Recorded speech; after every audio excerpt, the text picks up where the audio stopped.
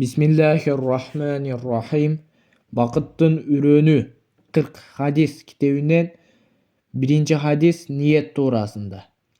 Момундардын амири Абу Хафс Умар ибн Хаттаб радиаллаху анху Аллахнын элчиси саллаллаху алейхи вассаламдын мынтип айтканын кабарлайт.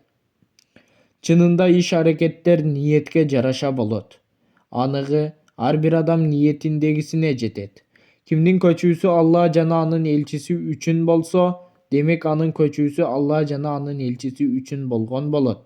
Ал эми кимдин көчүүсү жетчү дүнүйө үчүн же үйлөнчү аял үчүн болсо, анын көчүүсү ошол нерселер үчүн гана болгон болот. Хадисте эки үлкөн аалым Имам Бухари менен Имам Муслим өздөрүнүн ишенимдүү хадистер жыйнагында жазып калтырышкан. Имам Бухари бул хадисти биринчи катар саны менен келтирип, китебин ушул хадис менен баштаган. Мындан сырткары, маанисине ылайыктуу келген дагы 5 жерде бул хадиске орун берген. Имам Муслим болсо 1097 катар саны менен келтирген. Бул эки үлкөн аалымдан башка дагы бир топ хадис топтоочу аалымдар бул хадиске китептеринен орун беришкен.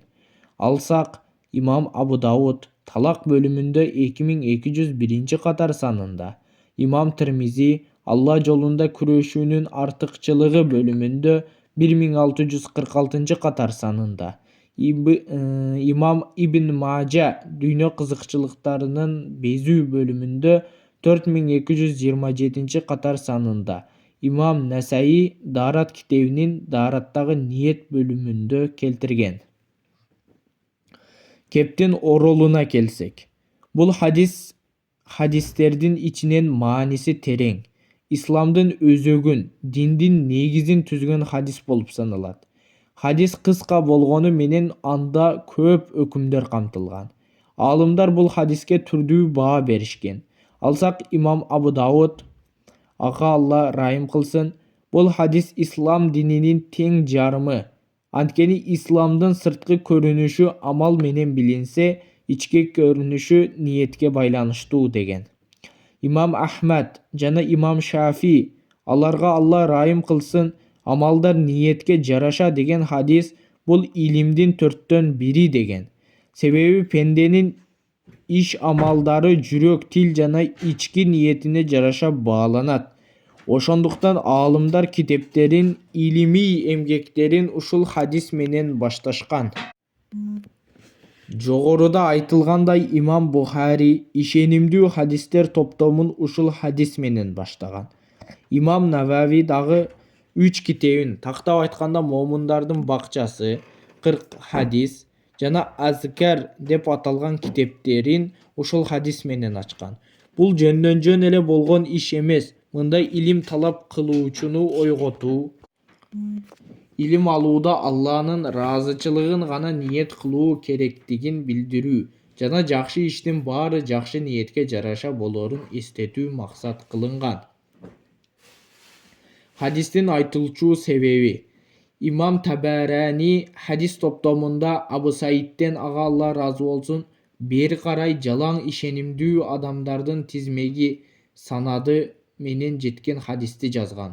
Анда Абу Саид, ага Алла ыраазы болсун, мынтип айткан: арабызда Умму Кайс, Кайстын энеси деген лакап аты менен белгилүү болгон аялга сөйкө салып койгон бир киши бар эле. Умму Кайс тиги кишиге Меккеден Мадинага көчүп келсе, турмушка чыгам деген шарт коёт. Ошентип тиги киши көчүп келип ага үйлөнгөн. Кийин ал кишини биз Умму Кайстын мухажири деп айтып калчубуз. Саид ибн Мансур, ага Алла райым кылсын, Сүннөттөр китебинде Ибн Максудтун ким кайсы бир дүйнө ишин ниет кылып көчсө, хижрат кылса, ал Умму Кайс деп аталган аялга үйлөнүү үчүн көчкөн киши сыяктуу ошол ниетине гана жетет. Ал киши ниетине жетип, Умму Кайстын мухажири деп аталып калды дегенин жазган. Хадистен алынуучу сабактар жана пайдалар. Ниеттин шарт болуусу. Балагат курагына жеткен, акыл эси жайында болгон мусулман адам кандай амал аткарбасын, Анысы ниетсіз болса шариятта ал амалы жарақсыз деп есептеледі. Атқарған іштеріне жараша берілуші сауап сыйы да ниетіне байланыштуу болады.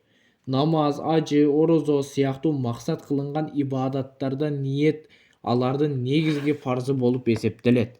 Мындай ибадаттар ниетсіз жарактуу болбойт.